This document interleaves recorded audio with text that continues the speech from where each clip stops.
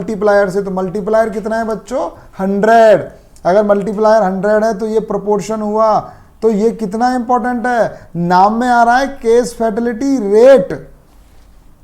आप देखो अगर ये सवाल मैं अभी पूछ लूँ ना, अगर जितने बच्चे सीएचओ की तैयारी कर रहे हैं, अगर मैं आज चलो ये क्वेश्चन मैं शाम को पूछूंगा, जब मैं यूट्यूब पर ओपन क्लास लूँगा ना सबके लिए, तब मैं केस फर्टिलिटी रेट का सवाल पूछूंगा और यही पूछूंगा कि case fertility rate is, 4 option होंगे, rate, ratio, proportion, nothing, none of the above.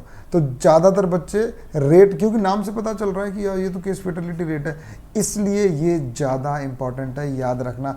3 definition बहुत ज़्यादा इंपॉर्टेंट हो गई हैं, उनमें से तीसरी ये केस फर्टिलिटी रेट है, जिसमें रेट लिखा है लेकिन इसका मल्टीप्लायर 100 होता है, इसलिए बच्चों ये प्रोपोर्शन है।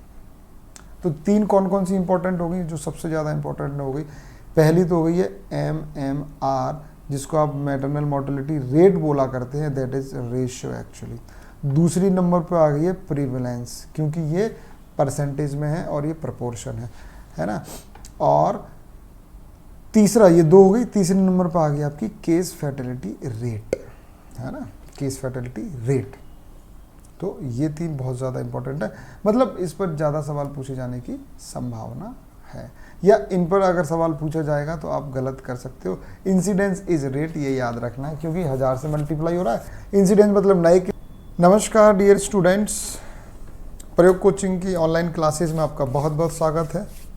मैं हूं डॉक्टर योगेंद्र सिंह गुर्जर, और हमेशा की तरह प्रयोग की टीम आपके लिए जो सीएचओ की तैयारी चल रही है उसके लिए ऐसे टॉपिक्स लेकर आई है जो आपने रिलेटिवली थोड़े से कम पढ़े होंगे, या वो बहुत ज़्यादा पॉपुलर नहीं है, लेकिन उनमें से सवाल बहुत सारे पूछे जाते हैं। तो ऐसा ही एक टॉपिक है एपिडेमियोलॉजी और वैक्सीनेशन। वैक्सीनेशन खूब पॉपुलर है, वैक्सीन्स के बारे में आपने पढ़ा भी होगा, पहले इसको याद भी करने की कोशिश की होगी। शेड्यूल आप सबने पढ़ा कि वैक्सीनेशन शेड्यूल क्या, लेकिन वैक्सीनेशन में भी ऐसी बहुत सारी चीज़ें हैं जो आपके लिए नई होंगी, जो आपने पहले नहीं पढ़ी होंगी, और उनमें से सवाल आने की बहुत ज़्यादा पॉसिबिलिटी है। तो सबसे पहले मैं शुरू कर रहा हूँ एपिडेमियोलॉजी। एपिडेमियोलॉजी में इतने सारे टर्म्स आते हैं जिनकी डेफिनेशन, जिनके एग्जाम्पल, सीधा सीधा सवाल आता है, 1 लाइनर सवाल आता है। अगर आपको वो चीज़ मालूम है तो आप उसका आंसर कर देंगे, नहीं मालूम है तो दिमाग लगाने की कोई गुंजाइश नहीं रहती है। तो ऐसे टॉपिक्स को हम कवर करेंगे, और ऊपर वाले ने हमें क्या है, मौका भी खूब अच्छे से दिया है। डेट जो 10 तारीख या 11 तारीख थी वो अभी तक नहीं है फाइनल, और उसके बाद की ही डेट आएगी। तो इस समय का भी हम भरपूर सदुपयोग कर रहे हैं। पहले मैंने ब्रीफ में सारी चीज़ें आपको पढ़ा दी हैं ताकि सिलेबस पूरा हो जाए, तो कम्युनिटी का पूरा सिलेबस कर दिया है। और अब मैं, क्योंकि मौका मिला है, तो क्वेश्चंस की प्रैक्टिस करवा रहा हूँ, प्लस मैं आपको उन टॉपिक्स को थोड़ा डिटेल में पढ़ा रहा हूँ जिनमें से सवाल आएंगे और ज़्यादातर लोग उनको नहीं कर पाएंगे। तो जो प्रयोग से जुड़े हुए बच्चे हैं उनको एडवांटेज हमेशा की तरह, जैसे नर्सिंग ऑफिसर के एग्ज़ाम में मिलता है, नॉरसेट में मिलता है, एम्स पीएचयू में मिलता है, वैसे ही सीएचओ में भी मिलेगा। पूरे ध्यान से पढ़ना है, बहुत आसान तरीके से बताऊंगा, समझ में आ जाएगा एक बार में, और आपको कोई मुश्किल नहीं आएगी, याद रखें। एक बार ढंग से बस ध्यान से समझना है। एपिडेमियोलॉजी में बच्चों जो मेजरमेंट्स के टूल्स होते हैं, टूल्स का मतलब, एपिडेमियोलॉजी का मतलब होता है कि अपन कम्युनिटी लेवल पर किसी भी चीज़ को स्टडी करते हैं। जब कम्युनिटी में अपन स्टडी करते हैं, डिजीज़ हो, कोई भी चीज़ हो, तो हम उसको एपिडेमियोलॉजी बोलते हैं। एपिडेमियोलॉजी में मेजरमेंट करने के लिए हम 3 टूल्स का इस्तेमाल करते हैं, जिनके नाम आपने ज़रूर सुने होंगे, क्योंकि आपके सेकेंड ईयर में और 4th ईयर में कम्युनिटी जो सब्जेक्ट होता है उसमें आप जब थीसिस वगैरह करते हैं बीएससी वाले बच्चे, तो उसमें भी आपको ये सब चीज़ें एपिडेमियोलॉजी के बारे में मालूम होनी चाहिए। तो 3 टर्म कौन कौन से बच्चों, रेट है ना, रेशियो और प्रोपोर्शन, ये 3 टर्म यूज होते हैं। ये 3 डेफिनेशन आपको मालूम होनी चाहिए कि रेट क्या है और रेशियो क्या है और प्रोपोर्शन क्या है। उससे पहले आपको मैं एक चीज़ बता देता हूँ, जैसे आपने परसेंटेज निकालने वाले क्वेश्चन तो करे होंगे ना बच्चों। जैसे मान लो कि किसी के 100 में से मान लो 80 नंबर आते हैं सीएचओ के एग्ज़ाम में, सपोज, है ना। आपसे पूछा जाए कितने परसेंटेज हो गए, तो 80 बट्टे 100 इंटू 100 कर देते हैं अपन। ये क्या निकाल रहे अपन? प्रतिशत, परसेंटेज। तो ये 100 से 100 कट गया, आंसर आ जाता है आपका 80%। तो ये जो अपन ने 80 बट्टे 100 इंटू 100 लिखा है ना, इसको मैं लिखता हूं A बट्टे B इंटू एन। एन या एन की जगह कोई और भी आप इस्तेमाल कर सकते हो। तो ये जो ऊपर वाला है इसको न्यूमरेटर बोलते हैं, या इसको एम कर दो ना, ज़्यादा आसान रहेगा आपके लिए। एम, ए जो ऊपर वाला नंबर है ना बच्चों, एक बार इसको समझ लो ध्यान से, है ना, फिर ये तीनों में आपको बहुत हेल्प मिलेगी। तो इसको चलो एन और डी लिख दो आप। ए और बी को अपन एन बट्टे डी इंटू एम भी लिख सकते हैं। भाई अल्फ़ाबेट के शब्द हैं, आप कुछ भी ले लो समझने के लिए। ऊपर वाला जो अंक है या नंबर है, इसको हम बोलते हैं न्यूमरेटर। देखो इसकी ये रही स्पेलिंग, न्यूमरेटर। ऊपर वाला जो होता है ना, ऊपर इस दशमलव के ऊपर जो दशमलव नहीं, ये जो बट्टे बट्टे बोलते हैं इसको, है ना, इसके ऊपर की जो संख्या है उसको हम बोलते हैं न्यूमरेटर, और इसके ये जो डिवाइड वाला साइन है उसके नीचे वाली को हम बोलते हैं डिनोमिनेटर। इंग्लिश के नाम है, हिंदी में भी इनको कुछ बोलते होंगे, मुझे याद नहीं है ना, लेकिन आपको हिंदी में इनको याद भी नहीं रखना। न्यूमरेटर और नीचे डिनोमिनेटर, और आगे जो उससे मल्टीप्लाई करते हैं उसको बोलते हैं मल्टीप्लायर। मल्टीप्लायर तो परसेंटेज में जो अपन ने मल्टीप्लायर यूज करते हैं वो हमेशा क्या होता है? 100 होता है। पर सेंट का मतलब होता है 100 इंग्लिश में, तो पर 100% यानी कि 100 में से इतना, तो एक में से कितना, तो उसको परसेंटेज में कन्वर्ट करना होगा, तो 100 से मल्टीप्लाई कर दिया। यानी कि परसेंट का जो एग्जाम्पल है उसमें ऊपर वाला जो नंबर होता है वो न्यूमरेटर है, नीचे वाला है वो डिनोमिनेटर है, और जो मल्टीप्लाई हो रही है वो मल्टीप्लायर है। तो ये 3 कंपोनेंट होते हैं नॉर्मल, ये सिंपल फिजिक्स या मैथमेटिक्स है, बेसिक एकदम, है ना।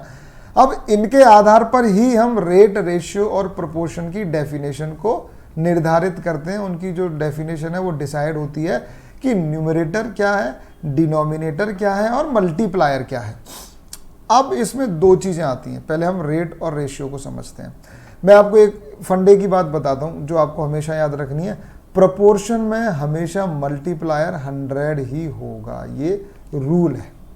प्रोपोर्शन में मल्टीप्लायर 100 होता है, जबकि रेट और रेशियो में मल्टीप्लायर 100 के अलावा कुछ भी होगा। 1000 हो सकता है, 10,000 हो सकता है, 1 लाख हो सकता है, 10 लाख हो सकता है, कुछ भी नंबर हो सकता है, लेकिन 100 नहीं होगा।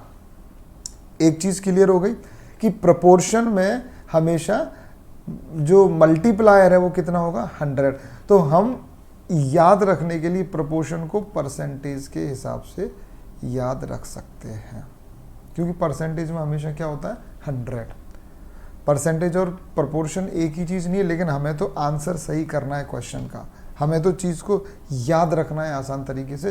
तो P से प्रोपोर्शन और P से परसेंटेज, यानी कि प्रोपोर्शन में मल्टीप्लायर हमेशा 100 होगा, क्योंकि परसेंटेज में हमेशा 100 होता है। तो ये बात तय हो गई। एक चीज़ रेट और रेशियो में भी एक चीज़ तो अब आपको पता चल गई कि जो मल्टीप्लायर है वो 100 के अलावा कुछ और होगा, 1000, 10,000, लाख, 10 लाख, ये बात पता चल गई। तो एक बात ये हो गई।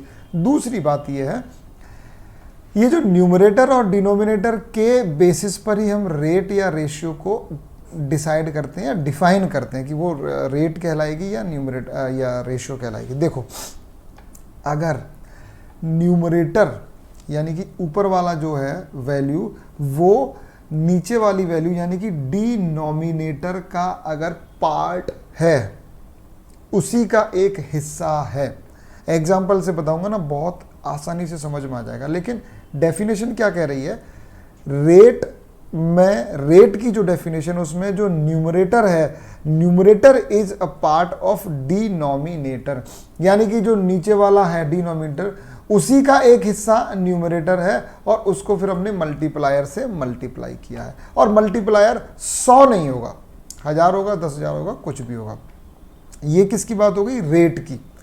और रेशियो क्या होता है? रेशियो में ये होता है कि जो न्यूमरेटर है और डिनोमिनेटर है वो आपस में दोनों में कोई कनेक्शन नहीं होता है, आपस में कोई कनेक्शन।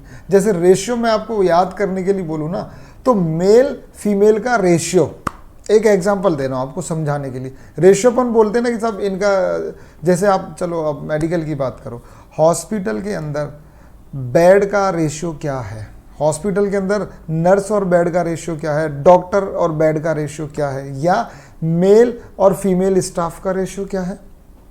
हॉस्पिटल के अंदर फीमेल स्टाफ भी होता है, मेल स्टाफ भी होता है, मेल डॉक्टर भी होता है, फीमेल डॉक्टर भी होती है। तो मेल अनुपात फीमेल का अगर हम बात करते हैं तो रेशियो ही यूज करते हैं शब्द उसके लिए। तो देखो मेल बटा फीमेल, तो दोनों अलग अलग हैं भाई, मेल का फीमेल से कोई लेना देना नहीं है। आ रही है बात समझ में? मेल अलग हो गया और फीमेल अलग हो गया, यानी कि मेल और फीमेल अलग अलग है, यानी कि न्यूमरेटर और डिनोमिनेटर जो है वो अलग अलग है, ये एक दूसरे से कनेक्टेड नहीं है। अगर मैं सपोज एग्जांपल के लिए बता रहा हूं, मैं नीचे लिख देता था टोटल स्टाफ और ऊपर में लिख देता फीमेल स्टाफ, तो अब ये जो फीमेल स्टाफ है ये टोटल स्टाफ का ही एक हिस्सा है। समझ रहे हैं मेरी बात? यानी कि इस कंडीशन में ये जो न्यूमरेटर है वो इस डिनोमिनेटर का पार्ट हो जाता है, यानी कि ये रेट हो जाएगा, अब रेशियो नहीं रहेगा। क्लियर है चीज? एकदम क्लियर है कि रेट में numerator is the part of denominator. Ratio के अंदर न्यूमरेटर और डिनोमिनेटर में कोई कनेक्शन नहीं है, अलग अलग हैं, है ना।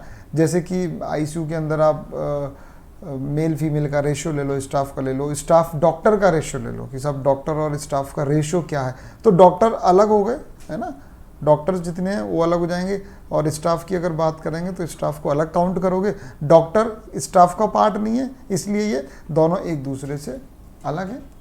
इसका मतलब numerator is not a part of denominator. Clear है बच्चों? बिल्कुल साफ। देखो रेट में न्यूमरेटर जो कि ऊपर होता है वो नीचे वाले का ही हिस्सा है। अभी एग्जांपल से प्रैक्टिस कराऊंगा, आपको बहुत क्लियर हो जाएगा, लेकिन एक बार डेफिनेशन को एकदम स्पष्ट समझ लो।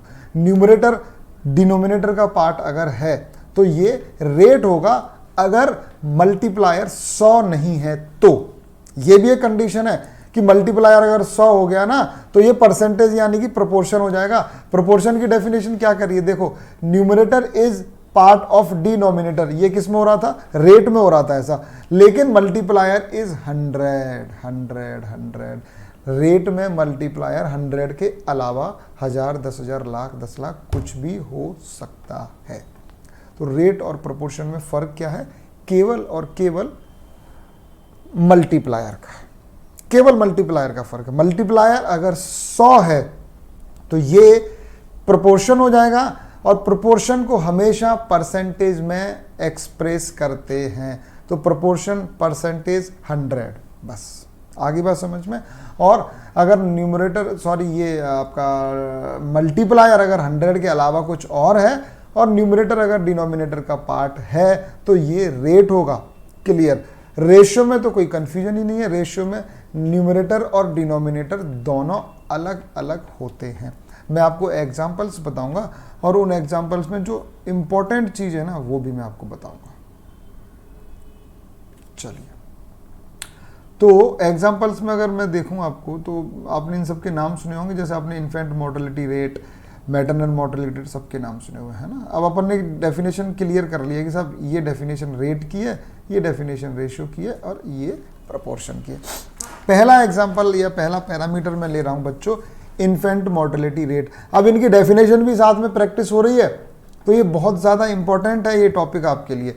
इन्फेंट मोर्टेलिटी रेट यानी कि IMR जिसको हम बोलते हैं, उसकी डेफिनेशन क्या होती है? Definition number of infant death, यानी कि इन्फेंटों की, जितने भी इन्फेंट्स की डेथ हुई, divided by number of live birth, यानी कि ये क्या है बच्चों आपका, ये ऊपर वाला न्यूमरेटर होता है और नीचे वाला डिनोमिनेटर होता है। तो number of infant death divided by number of live birth. तो एक चीज का मुझे पहले जवाब दो, आपको ये जवाब देना है, आगे पढ़ना नहीं है कि क्या लिखा हुआ है, आपको जवाब ये देना है कि नंबर ऑफ इन्फेंट डेथ ये नंबर ऑफ लाइव बर्थ का ही हिस्सा है या इनका आपस में कोई कनेक्शन नहीं है।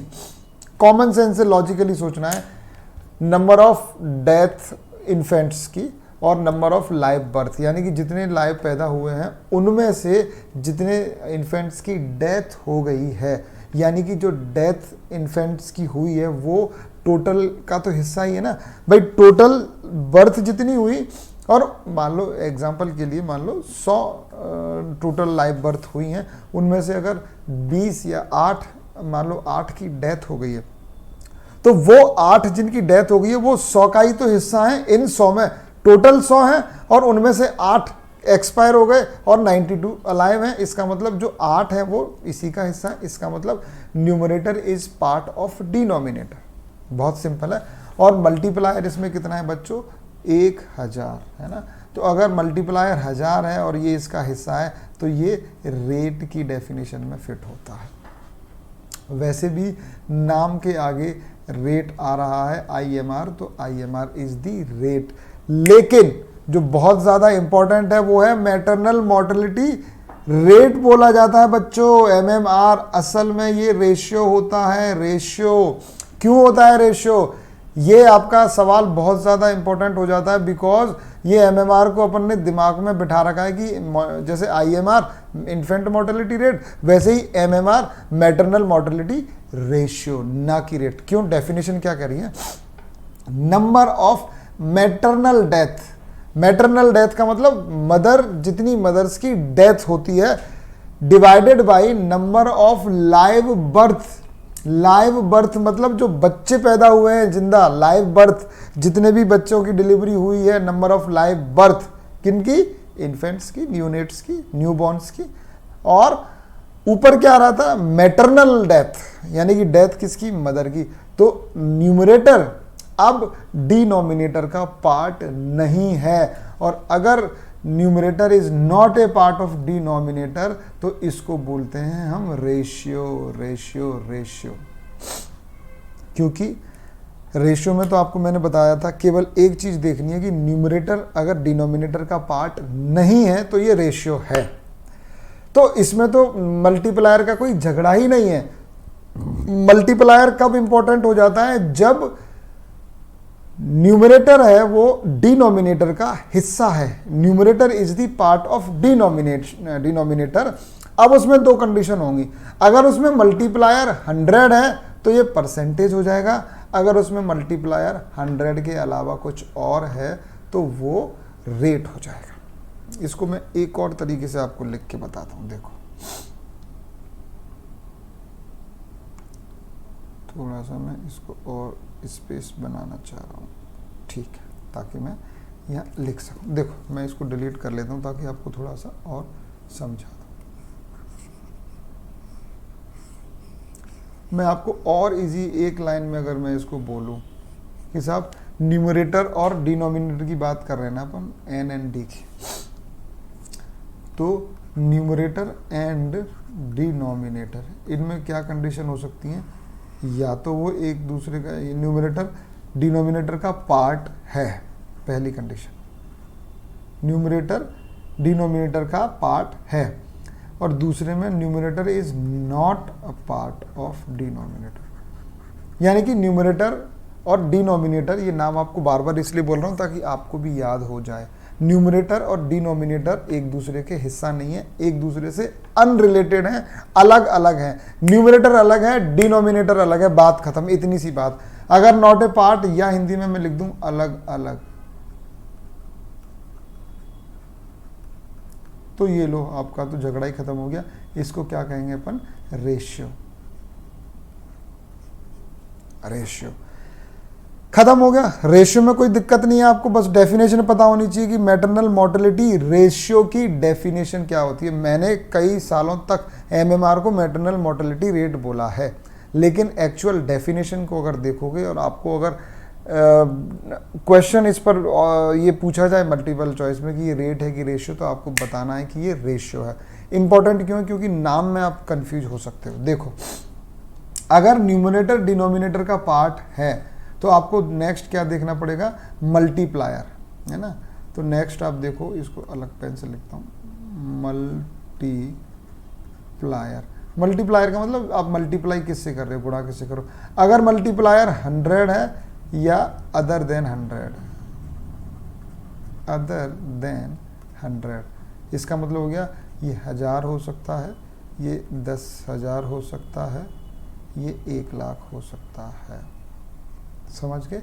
तो अगर इनमें से कोई है तो अब ये क्या कहलाएगा, ये तो कहलाएगा बच्चों रेट, और इसको आप क्या कह सकते हो, अटक मत भाई, इसको अपन कहते हैं अगर ये 100 है तो प्रपोर्शन।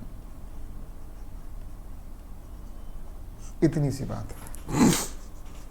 यानी कि पहले चीज आपको क्या देखनी है कि न्यूमरेटर और डिनो, ये आपको अभी समझाने में मैं ज़्यादा टाइम इसलिए ले रहा हूँ क्योंकि एक बार आपने इसमें क्लियरिटी हासिल कर ली तो जिंदगी में कभी क्वेश्चन गलत नहीं करोगे। जिंदगी में जितने भी एग्जाम दोगे, चाहे वो एम्स के एग्जाम में आए, चाहे वो CHO के एग्जाम में आए, चाहे राजस्थान CHO में, छत्तीसगढ़ में, मध्य प्रदेश में, कहीं पे भी आ जाए, एक बार क्लियरिटी में इतना जोर इसलिए देता हूँ बच्चों कि एक बार आपने क्लियरिटी क्लियर कर ली, अगर क्लियरिटी गेन कर ली तो आपको बाद में कोई कन्फ्यूजन नहीं रहेगा, खास करके जब आप एग्जाम देने बैठे होंगे तब।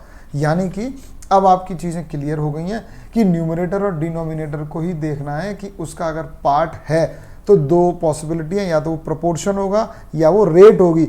रेट में मल्टीप्लायर 1000, 10,000, 1,00,000 होगा, और प्रोपोर्शन में मल्टीप्लायर 100 होगा, परसेंटेज में एक्सप्रेस होती है। रेट और प्रोपोर्शन के अलावा रेशियो जो बचता है उसमें न्यूमरेटर और डिनोमिनेटर अलग अलग है, यानी कि numerator is not a part of denominator. बात क्लियर है ना?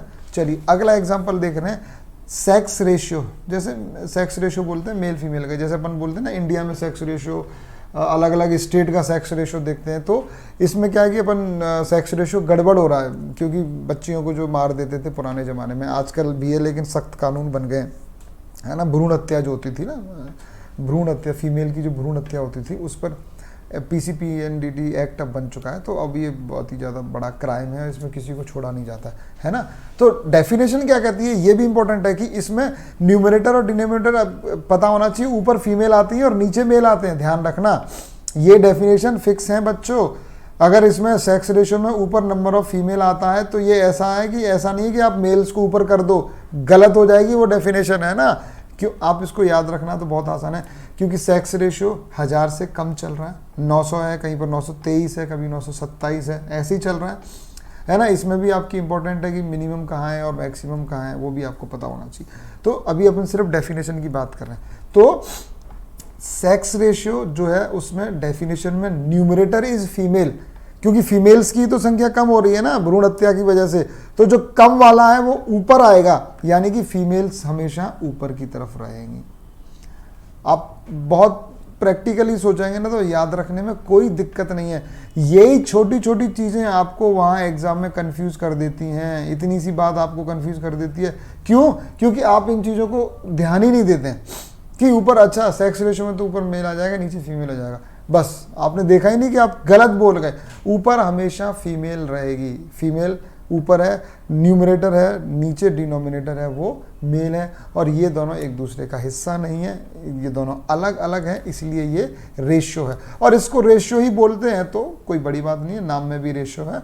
और अगर आपसे पूछा जाएगा कि मेल सेक्स रेशियो है, वो रेशियो है कि रेट, या नंबर ऑफ फीमेल और नंबर ऑफ मेल को क्या बोलते हैं, ये रेशियो है या रेट है या प्रोपोर्शन है, तो आप बता देना कि ये रेशियो है और मल्टीप्लायर इसमें 1000 होता है। मैटरनल मोर्टेलिटी रेट की एक और बहुत इंपॉर्टेंट बात कि इसमें जो मल्टीप्लायर है ना, इकाई, दहाई, सैकड़ा, 1000, 10,000, लाख, ये क्वेश्चन आपसे पूछा जाता है।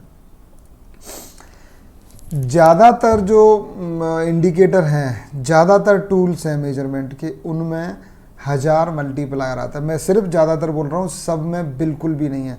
लेकिन मैटरनल मोर्टेलिटी रेशियो जो होता है उसमें 1,00,000 आपका मल्टीप्लायर होता है। ये भी सवाल पूछा गया है, या ये भी इंपॉर्टेंट है। जब MMR की आपसे डेफिनेशन पूछेंगे ना, तो ऊपर तो मैटरनल डेथ और नीचे लाइव बर्थ रहेगा। 4 ऑप्शन में, इसमें एक में 1000 होगा, एक में 10,000 होगा, एक में लाख होगा, एक में 10 लाख हो जाएगा।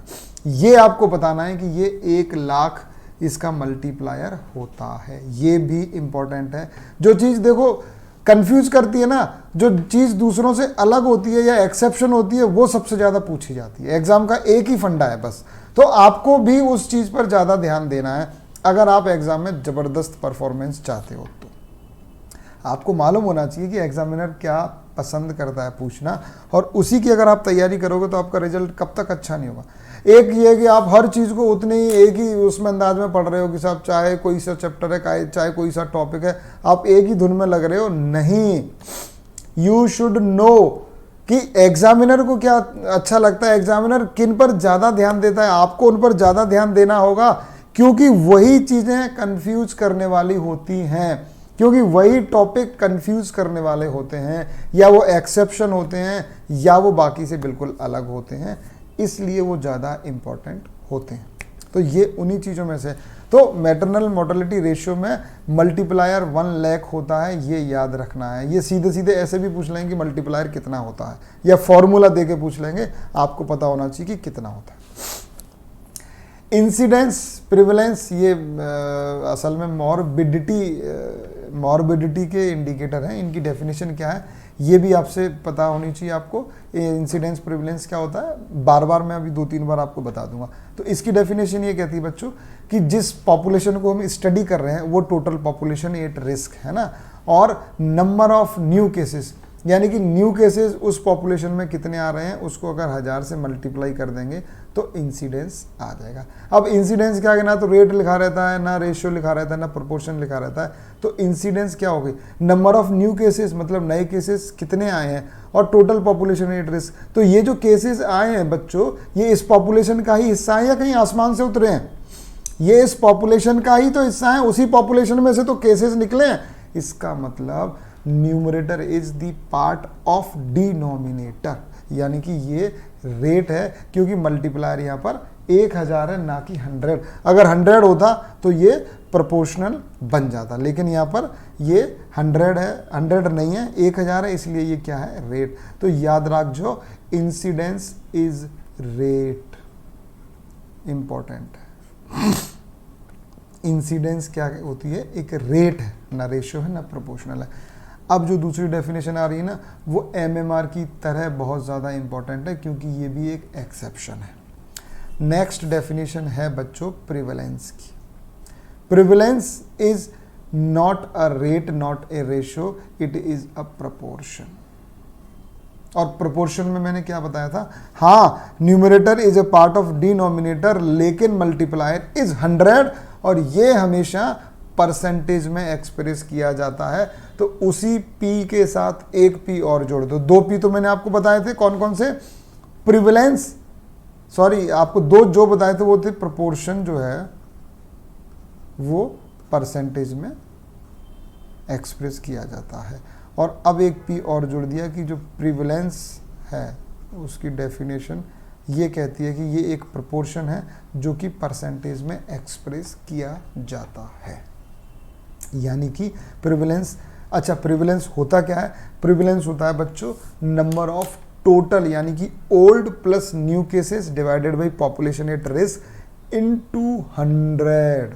मल्टीप्लायर क्या आ गया, 100, इसी वजह से ये परसेंटेज हो गया, इसी वजह से ये प्रोपोर्शन हो गया, और इसीलिए प्रिवेलेंस इज दी प्रोपोर्शन जो कि परसेंटेज में एक्सप्रेस होगा। तो डेफिनेशन बहुत ज़्यादा इंपॉर्टेंट है, केवल एक 0 का फर्क है और आंसर बदल गया। सही आंसर होते ही 4 नंबर मिल जाएंगे, गलत आंसर होते ही 1 नंबर उल्टा कट जाएगा। बहुत फर्क पड़ जाता है छोटी सी बात से। तो अगर ये बात इतनी इंपॉर्टेंट है तो हम इस पर ध्यान देंगे कि यहाँ पर ये 100 आ रहा है, क्योंकि ये प्रिवेलेंस है। प्रिवेलेंस की definition number of total cases, यानी कि old plus new cases upon total population into 100। तो क्योंकि ये 100 है तो ये प्रोपोर्शन हो गया, इसको हम परसेंटेज में एक्सप्रेस कर सकते हैं। तो proportion, prevalence is proportion, P से पी मैच करना है, याद रखना है। जो चीज़ कंफ्यूज करने वाली है वो पूछी जाएगी, वो आपसे पूछी जाएगी एग्जाम में। केस फैटेलिटी रेट की डेफिनेशन ये कहती है कि number of death because of particular disease, है ना, किसी एक बीमारी से, number of death due to disease, है ना, एंड नंबर ऑफ केसेस मतलब total cases of disease. Total cases of disease, यानी कि उस बीमारी, जैसे मान लो कोरोना की बीमारी, अभी कोरोना का एग्जांपल ले लो, तो कितने लोग बीमार हो रहे हैं, पूरी पॉपुलेशन को आप नहीं लग रहा बात कर रहे हैं, जिनको कोरोना हुआ है, यानी कि बीमार कितने हैं कोरोना के, और उनमें से कितनों की डेथ हो रही है, ये हम बात करते हैं केस फैटेलिटी रेट में। तो number of death due to particular disease divided by number of total cases of that disease, यानी कि अब ये जो न्यूमरेटर है वो पार्ट हो गया डिनोमिनेटर का, और इसको भी अपन 100 से मल्टीप्लाई करते हैं, यानी कि numerator is part of denominator. वो जो मरीज जो एक्सपायर हुए हैं, जिनकी डेथ हुई है, वो उनमें से ही तो हुई है जो टोटल कोरोना से पीड़ित थे, जिनको कोरोना हुआ था, यानी कि वो उसी का हिस्सा हुए, यानी कि numerator is part of denominator. तो या तो ये रेट होगा या तो ये प्रोपोर्शन होगा। ये किससे तय होगा कि ये रेट है कि ये प्रोपोर्शन है? ये डिसाइड होगा मल्टीप्लायर से। तो मल्टीप्लायर कितना है बच्चों? 100। अगर मल्टीप्लायर 100 है तो ये प्रोपोर्शन हुआ। तो ये कितना इंपॉर्टेंट है? नाम में आ रहा है केस फैटेलिटी रेट। आप देखो, अगर ये सवाल मैं अभी पूछ लूँ ना, अगर जितने बच्चे CHO की तैयारी कर रहे हैं, अगर मैं आज, चलो ये क्वेश्चन मैं शाम को पूछूंगा जब मैं YouTube पर ओपन क्लास लूँगा ना सबके लिए, तब मैं केस फैटेलिटी रेट का सवाल पूछूंगा, और यही पूछूंगा कि case fatality rate is, 4 option होंगे, rate, ratio, proportion, nothing, none of the above. तो ज़्यादातर बच्चे रेट, क्योंकि नाम से पता चल रहा है कि यार ये तो केस फैटेलिटी रेट है, इसलिए ये ज़्यादा इंपॉर्टेंट है, याद रखना। 3 डेफिनेशन बहुत ज़्यादा इंपॉर्टेंट हो गई हैं, उनमें से तीसरी ये केस फैटेलिटी रेट है, जिसमें रेट लिखा है लेकिन इसका मल्टीप्लायर 100 होता है, इसलिए बच्चों ये प्रोपोर्शन है। तो 3 कौन कौन सी इंपॉर्टेंट हो गई? जो सबसे ज़्यादा इंपॉर्टेंट हो गई, पहली तो हो गई है MMR, जिसको आप मैटरनल मोर्टेलिटी रेट बोला करते हैं, दैट इज रेशियो एक्चुअली। दूसरी नंबर पर आ गई है प्रीवलेंस, क्योंकि ये परसेंटेज में है और ये प्रोपोर्शन है ना। और तीसरा, ये 2 हो गई, तीसरे नंबर पर आ गई आपकी केस फैटेलिटी रेट, है ना, केस फैटेलिटी रेट। तो ये 3 बहुत ज़्यादा इंपॉर्टेंट है, मतलब इस पर ज़्यादा सवाल पूछे जाने की संभावना है, या इन पर अगर सवाल पूछा जाएगा तो आप गलत कर सकते हो। इंसिडेंस इज रेट, ये याद रखना, क्योंकि 1000 से मल्टीप्लाई हो रहा है। इंसिडेंस मतलब नए केसेस और टोटल पॉपुलेशन, तो उसी का हिस्सा है। एक रिलेटिव रिस्क की डेफिनेशन ये होती है, incidence among exposed divided by incidence among non exposed. तो ये अलग हो गए, जो एक्सपोज्ड है वो, ये अनएक्सपोज्ड हैं वो अलग हो गए, यानी कि ये एक दूसरे का पार्ट नहीं है, तो ये तो रेशियो हो गया, है ना। तो रिलेटिव रिस्क इज रेशियो। यही सवाल पूछते हैं कि ये रेट है, ये रेशियो है, या ये प्रोपोर्शन है। आपने अगर इस चीज़ को कम पढ़ा है, इसका मतलब ये नहीं है कि ये एग्जामिनर के लिए कम इम्पोर्टेंट है। तो इसमें वैसे कोई बड़ी बात नहीं है। आपको डेफिनेशन में भी ये ध्यान रखना है कि ऊपर एक्सपोज्ड आ रहे हैं, एक्सपोज्ड, और नीचे नॉन एक्सपोज्ड। वैसे भी अगर लॉजिकली देखोगे तो रिलेटिव रिस्क का मतलब मैं आपको समझाता हूँ। जैसे मान लो जो लंग कैंसर है, फेफड़े का जो कैंसर है, वो स्मोकर्स में ज़्यादा होता है।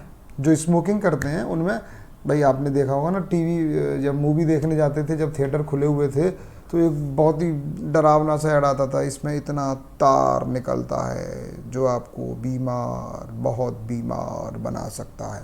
एक वो निचोड़ता था गंदा सा, उसमें से टार निकलता था एक्चुअली। तो वो ये बताते हैं कि तंबाकू खाने से मुंह का कैंसर होता है और स्मोकिंग करने से फेफड़े का कैंसर होता है। लेकिन क्या जो स्मोकिंग नहीं करते हैं उनके अंदर लंग कैंसर नहीं होता है? क्या होता है? होता है। और क्या जो स्मोकिंग करते हैं उन सबको लंग कैंसर होता है? क्या बिल्कुल नहीं है जी। कई लोग ज़िंदगी भर स्मोकिंग करते हैं, नहीं होता। और कई लोग ऐसे होते हैं, जो मैंने खुद हिस्ट्री ली हुई है बहुत लोगों की, सब ज़िंदगी में कभी सिगरेट को हाथ नहीं लगाया, कभी दारू को हाथ नहीं लगाया, और मैंने तो चाय तक नहीं पीता, ऐसे बोलते हैं, अपनी हिस्ट्री बताते हैं, तो उनको भी कैंसर होते हैं। इसका मतलब कि होते तो सब में हैं, लेकिन जो स्मोकर्स वाला ग्रुप होता है, कि जो स्मोकर्स हैं, उन स्मोकर्स में लंग कैंसर होने की संभावना नॉन स्मोकर्स की तुलना में ज़्यादा होती है। यानी कि रिलेटिवली रिस्क किसको ज़्यादा होती है? जो उस रिस्क फैक्टर से एक्सपोज हो रहे हैं। रिस्क फैक्टर क्या है यहाँ पर? स्मोकिंग। और आउटकम क्या है? Lung cancer. यानी कि जिनको एक्सपोज किया गया है उनको रिस्क ज़्यादा होती है किस चीज़ की, उस आउटकम की। जैसे स्मोकिंग से एक्सपोज किया गया है तो उसमें लंग कैंसर की संभावना ज़्यादा रहेगी। तो हम कैसे रिलेटिव रिस्क निकालते हैं? इंसिडेंस अमंग एक्सपोज्ड, मतलब जिनको एक्सपोजर मिला है उनमें कितना इंसिडेंस रहा है, और जिनको एक्सपोजर नहीं दिया गया उनके बीच में इंसिडेंस कितना रहा है, उन दोनों का अपन अनुपात निकालते हैं और उसको हम रिलेटिव रिस्क बोलते हैं। और ये रेशियो क्योंकि अलग अलग है, न्यूमरेटर और डिनोमिनेटर दोनों बिल्कुल अलग अलग है, ठीक है। तो ये अपना रिलेटिव रिस्क एक रेशियो हो गया। चलिए, तो एक छोटा टॉपिक तो पूरा हो चुका है जिसमें हमने ये बताया कि साहब ये जो पैरामीटर्स हैं, टूल्स हैं मेजरमेंट्स के, उसमें एग्जाम्पल के साथ हमने पढ़ा कि रेट क्या होती है, रेशियो क्या होता है और प्रोपोर्शन क्या होता है, और पर्टिकुलरली एमएमआर में और प्रिविलेंस में, इंसिडेंस में और केस फैटेलिटी रेट में हमने देखा कि case fatality rate is a proportion, prevalence is a proportion, MMR is the ratio, है ना, इंसिडेंस एक रेट होता है जो मल्टीप्लायर और न्यूमरेटर डिनोमिनेटर से। तो आपको डेफिनेशन भी याद रहेंगी अब इससे, क्योंकि डेफिनेशन पता होना चाहिए, मल्टीप्लायर क्या है वो भी पता होना चाहिए, उस पर भी सवाल आता है। एमएमआर में मल्टीप्लायर 1 लाख होता है, ये बहुत इंपॉर्टेंट बात है, इस पर सवाल पूछते हैं। तो आपको कई सारी चीज़ें याद हो रही हैं।